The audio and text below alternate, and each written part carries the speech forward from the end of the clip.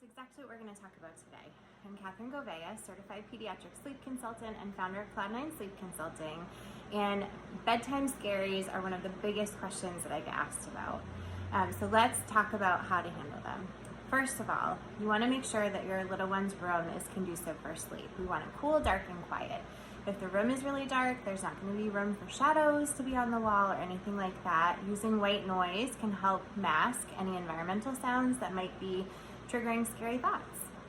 The next thing is, often when kids have fears of the dark or monsters or things like that, they're going to start asking for a nightlight. And so if you decide to use a nightlight, the least interruptive light to sleep hormones is red light. So a Himalayan salt lamp works great. Those often have a dimmer, and so you can kind of choose the level of brightness. But any red light bulb will work in a pinch. That's the best kind of nightlight to use.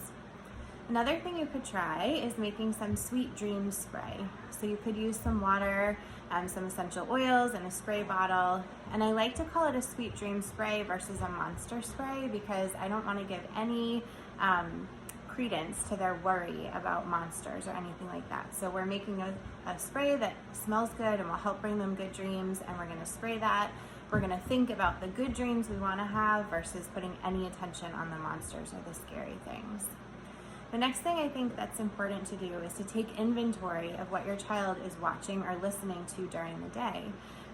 Even things that might not seem scary to you, if you kind of put your listening cap on and really think about it, sometimes there are things that they're watching or listening to that can trigger those fears. So just be mindful of that. Really think through what they're watching.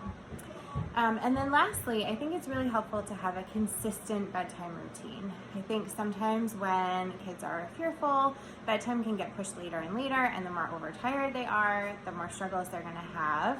And so keeping your routine consistent can be really helpful. For kids that are anxious before bed, doing legs up the wall yoga pose can be really helpful.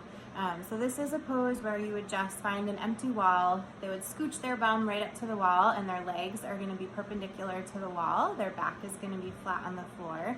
They can do some deep breathing there. Sometimes kids like to put a stuffed animal on their tummy and watch it go up and down. But just kind of hanging out in that pose for a couple minutes helps to kind of settle the energy, ground their body before bedtime, and can be a really helpful tool for kind of decreasing anxiety before bed.